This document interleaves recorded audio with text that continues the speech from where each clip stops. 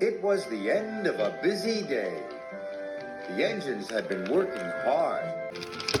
They were feeling pleased and proud. Except Henry. He was feeling ill.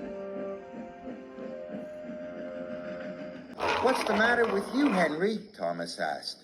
"My boiler's grumbling." "Maybe it's grumbling at you," teased Thomas. "That's not funny," hissed Henry. "You just don't care." But Emily saw that Henry was leaving a puddle of water behind. She was worried. The next morning, Sir Topham had arrived. "Thomas, Percy, Henry, I want you to collect some freight cars and take them to the docks." "Yes, sir," cried Thomas and Percy. Henry watched the engines puff away. He didn't feel well. "Useful engines don't complain," Henry muttered. He was leaving water everywhere as he chuffed towards the coaling plant. When Emily saw this, she was more worried than ever.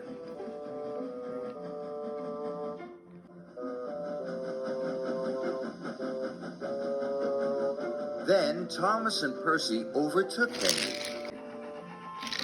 "Hurry up, Henry!" Percy tooted. "I can't go any faster," Henry chuffed miserably.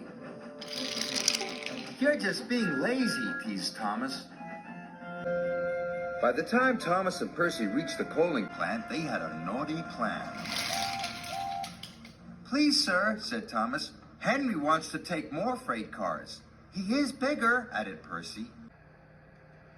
The yard manager agreed. Meanwhile, Emily was talking to Sir Topham Hatt. "I'm worried about Henry."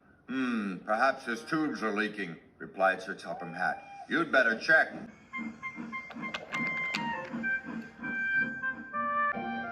By the time Henry reached the coaling plant, Thomas and Percy had already left. "Why did Thomas and Percy leave me so many freight cars?" moaned Henry. "They know I'm not feeling well." "We'll still have to take them," said his driver. Henry chuffed and puffed and pulled his long line of freight cars.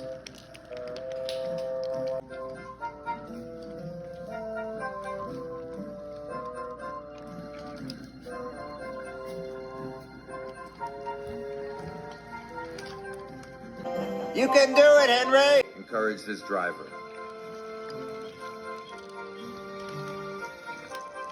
But it was no use. Henry ground to a halt.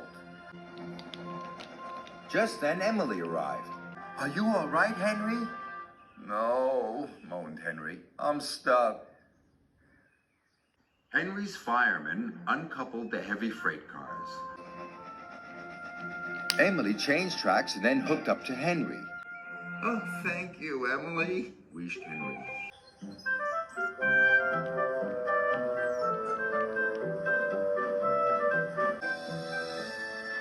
Emily and Henry puffed into the docks. "Well done, Emily," said Sir Topham Hatt. "Thank you, sir." Then he spoke to Henry.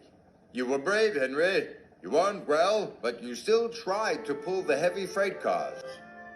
Thomas and Percy felt ashamed. "We're sorry, Henry," said Thomas.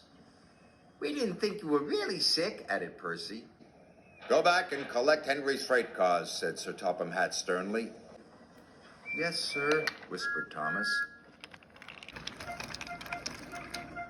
Soon Henry was mended and back at work. "You're looking so much better," said Emily. "Well, they mended my tubes, but they didn't even look at my brakes, my gauges, my squeaky wheels." Emily smiled. "All in good time, Henry." Poor Henry.